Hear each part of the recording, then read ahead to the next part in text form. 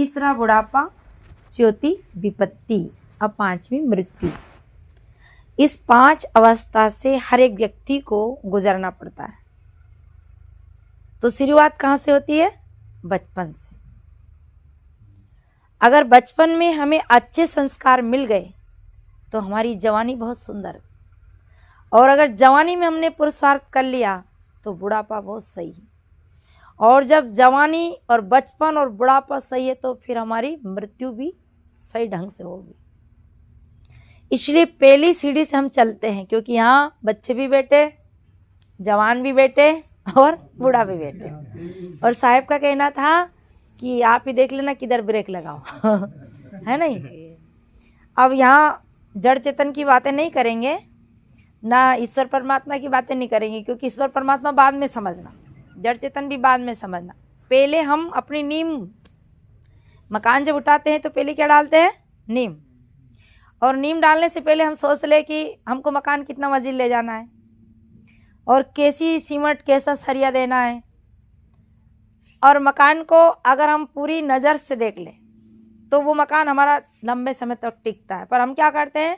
नज़र से बचाने के लिए टायर टांगते हैं, मकान में नज़र ना लगे उसके लिए टायर टांगते हैं। मैं अभी कहीं एक गांव में घूम रही थी तो एक भैंस को चप्पल टंग रहा था, काला चप्पल। भैंस के नज़र लग जाए, भैंस वैसे ही काली, अब भैंस को क्या नज़र लगेगी, फिर भी भैंस के काला चप्पल टांग रखा था। हमारी बहनें बच्चों के काजल लगाती है और नज़र से डरती है। नज़र तो हमारी होना चाहिए।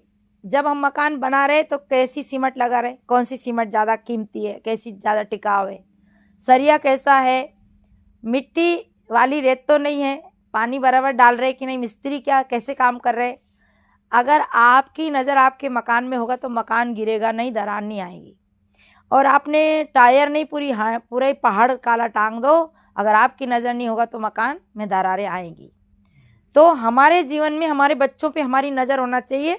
हमारा बच्चा क्या खा रहा है, कहाँ खेल रहा है, कैसे बच्चों के साथ खेल रहा है, हमारी नज़र अपने बच्चों पे होना चाहिए। तो जो माता पिता अपने बच्चों पे नज़र रखते हैं उनका भविष्य खराब नहीं होता है। किसी विदेशी विद्वान ने भारत के विद्वान से पूछा कि बच्चों में संस्कार कब से देना चाहिए? आप बताओ कब से देना चाहिए?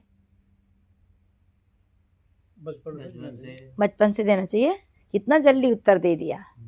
तो भारत के विद्वान से विदेशी विद्वान ने पूछा कि बच्चों को संस्कार कब से देना चाहिए? तो विदेशी विद्वान को उत्तर देते हुए भारत के विद्वान ने कहा कि बच्चा नहीं जन्मा हो उसके 20 साल पहले से संस्कार देना चाहिए। बच्चा नहीं जन्मा हो उसके 20 साल पहले ही संस्कार देना चाहिए। आपको उल्टा लगेगा कि बच्चा जन्मा ही नहीं उसके 20 साल पहले कैसे संस्कार दे दें।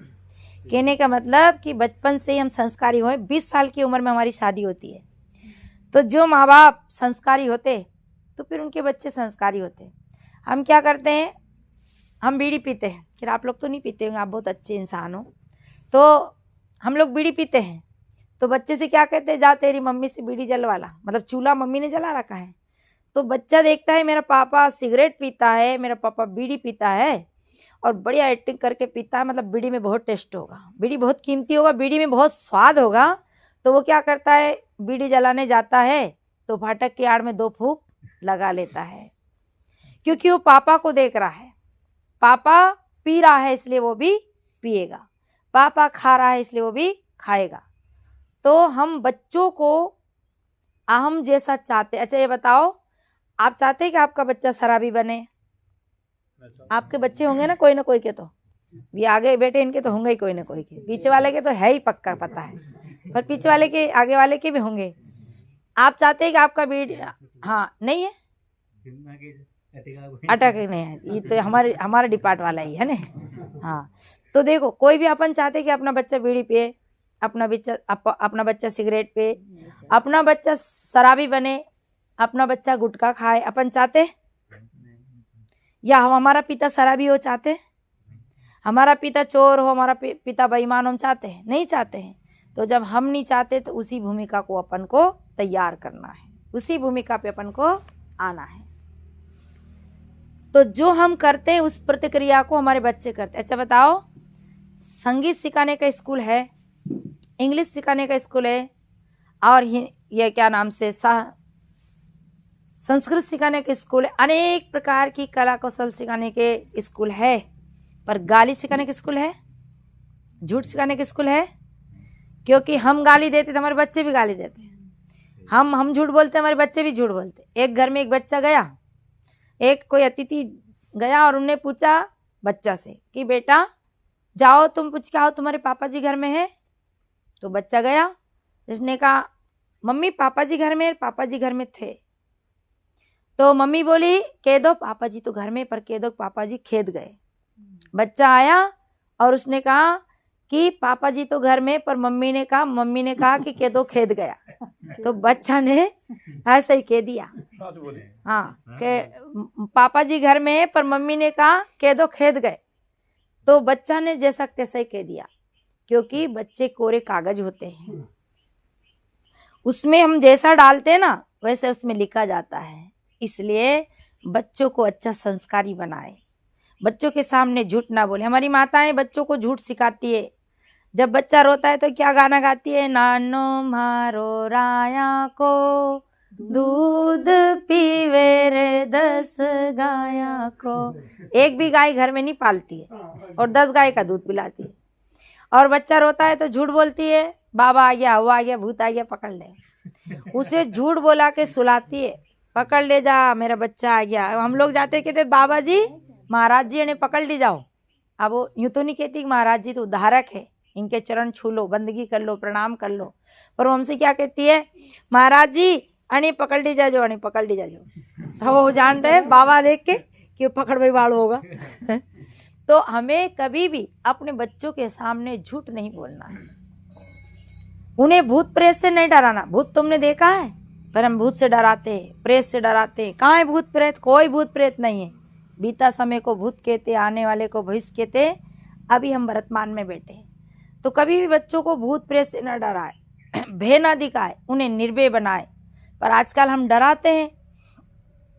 तो बचपन हमारा सुंदर होना चाहिए, पवित्र होना चाहिए। बच्चों को अच्छी शिक्षा देना चाहिए, अच्छा पढ़ाना चाहिए, उनकी देखभाल करना चाहिए। कभी गलत चीज़ खाए तो उस पर रोक लगाओ, गलत जगह जात रोक लगाओ। अभी छोटे बच्चे को एक थप्पड़ मार दोगे तो कोई नुकसान नहीं होगा। बचपन में बच्चा रो ले, बचपन में बच्चा सो ले, बचपन में बच्चा खा ले, ठीक बात है। आप बड़े हो जाओगे तो नहीं रो पाओगे, रो पाओगे नहीं, ठीक से खा पाओगे। टाइम कहाँ है, कोई 1 बजे खा रहा, कोई 2 बजे खा रहा। नहीं रो पाओगे, नहीं सो पाओगे, नहीं खा पाओगे, फिर क्या होगा, हार्ट अटैक के शिकार बनोगे। देखते हैं जितनी मात्रा में भाइयों को हार्ट अटैक होता है, माताओं को होता है क्या? यानी 75% जेंट्स भाई खत्म होते हैं, 5% माताएं खत्म होती है, 25% कहीं और कम कहीं कहीं सुनाता है कि साइलेंट हार्ट अटैक में माताएं खत्म हुई। क्यों? ये बेचारी रो लेती है, गा लेती है, चुगली चकारी करके अपना दिल को फिल्टर करके रखती है।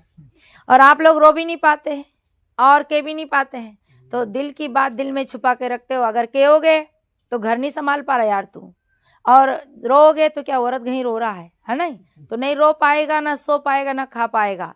इसलिए फिर तो कुछ कर नहीं पाओगे। इसी बच्चों को रोए तो कोई बुरा नहीं, रोने दो, पर उनको सही दिशा दिखाने के लिए एक झापट लगाना कोई बुरी बात नहीं है। सही मार्ग दिखाने के लिए बच्चे पढ़ने नहीं जाते हैं तो उन्हें डराओ, धमकाओ, पढ़ाओ, योग बनाओ, पढ़ लिख कर महान बनो। ऐसे आलसी बन के हीरा न गमाओ। ये मनुष्य जीवन कीमती है। पहले के लोग बेचारे ऐसे रहते थे, जैसे तैसे गुजारा कर लेते थे। अभी हमें ऐसा सुंदर अवसर मिला है, तो मैं बात बता रही थी, ज़्यादा विश्लेषण न करूं। पहली अवस्था है बचपन। तो हमें बचपन में जैसे खेत को पहले से तैयार रखते हैं ना, तो फसल सही होती है। और खेत तैयार नहीं है तो खाद ट्रैक्टर चलाकर उसकी पूरी उसकी ऊर्जा शक्ति को बढ़ा देते हैं, तो फसल अच्छी होती है। इसी प्रकार बच्चों को अच्छा संस्कारी बनाएं। आप सत्संग में आवे, अपनी पत्नी को लाएं। आप आए, देखो आपकी पत्नियां कोई नहीं आई है, नहीं, क्योंकि डरती होगा यहाँ बाबा लोगों के आने से। तो यहाँ कह देते हैं कि भाई बाबा ही बाबा नहीं, बाबियाँ भी आई। तो आते महात्मा भी आए, साध्वी बहनें भी आई, तो भी आती, उन्हें लाना चाहिए। कभी बच्चों के गले में ताबीज मत डालो, लाल धागा न डालो, कुछ नहीं।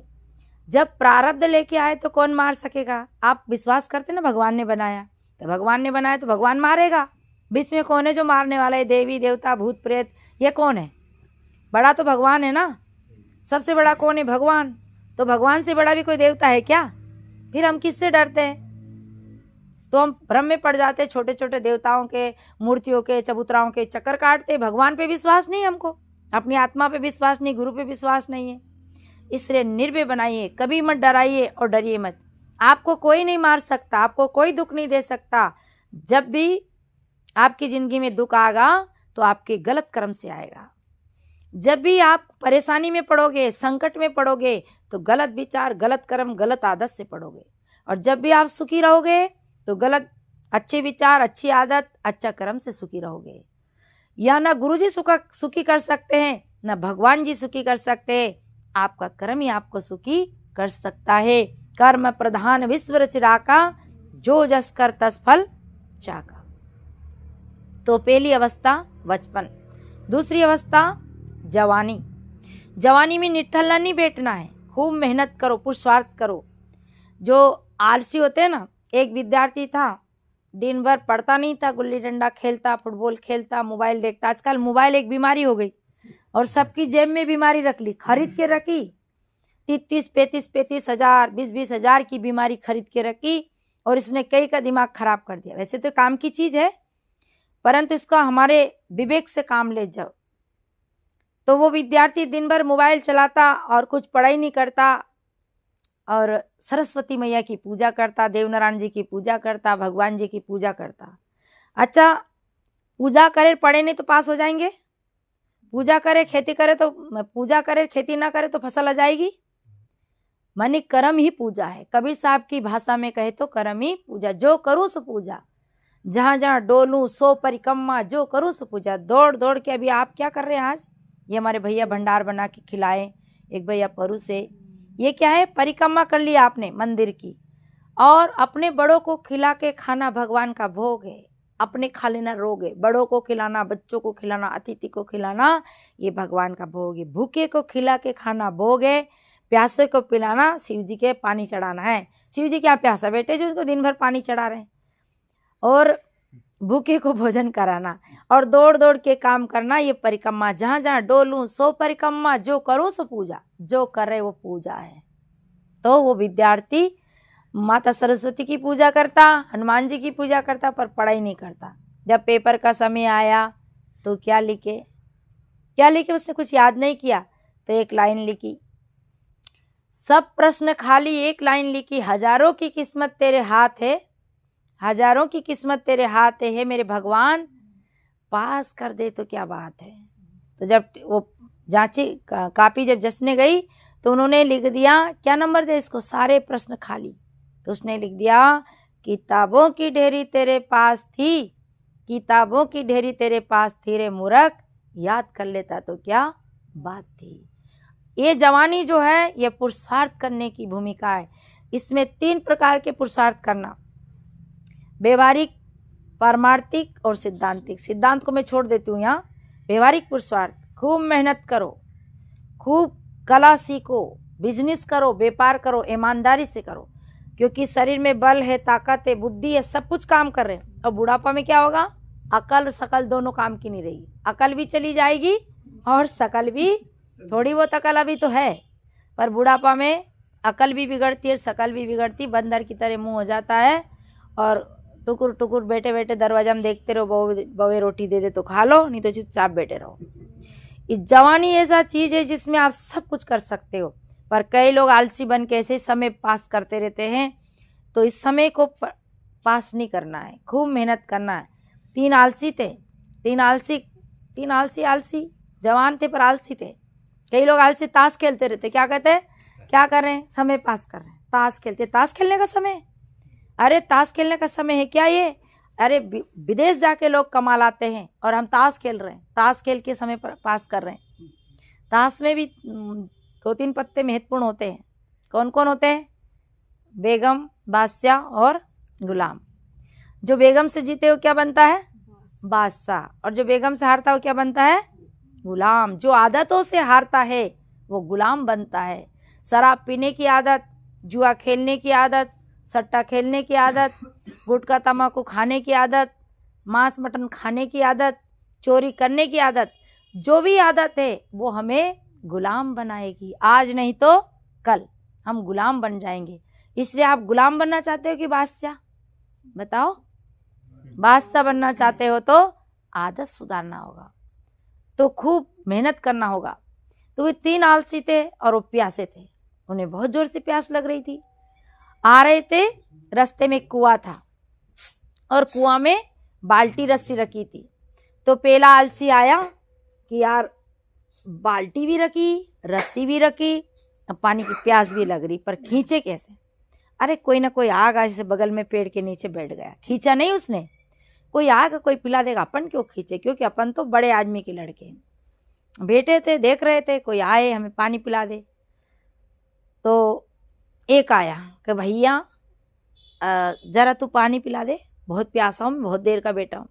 उसने कहा यार बाल्टी रखी, रस्सी रखी, तू पानी खींच के क्यों नहीं पी लेता? अरे कि मैं पानी कैसे पीऊँ, मैं शहजादा का लड़का हूँ, मैं राजा का लड़का हूँ, मैं पानी नहीं खींचता हूँ। तो उसने कहा अच्छा तू शहजादा का लड़का है, तू पानी खींचता भी नहीं, पिलाता भी नहीं, पीता भी नहीं, तो देख मैं अमीर ज़्यादा का लड़का हूँ, मैं अमीर ज़्यादा का लड़का हूँ, मैं भी पानी खींचता नहीं और पानी पिलाता नहीं। अच्छा, तो वो भी बैठ गए बगल में जाकर, यार कोई कोई और आएगा और कोई ना कोई आएगा वो पिलाएगा। दोनों बैठे थे, एक और आया कि यार ये जरूर पिलाएगा पानी। वो देख रहे थे, इतने में कहा यार भाई तू हमें पानी पिला दे, बहुत देर से प्यासे मर रहे। तो अच्छा तुम दोनों ने पानी क्यों नहीं पी लिया? कि देख ये तो राजा का लड़का, शहजादा का लड़का है और मैं अमीर ज़्यादा का लड़का हूँ, तो देखो मैं पानी कभी किसी को पिलाया नहीं और मैं पिया भी नहीं, तो मैं कैसे पिला सकता हूँ? तो वो भी अलग बैठ गए जाके। तीनों इंतजार कर रहे थे कोई आए हमें पानी। आप सोच रहे होंगे ना, आप क्या सोच रहे हैं बताओ?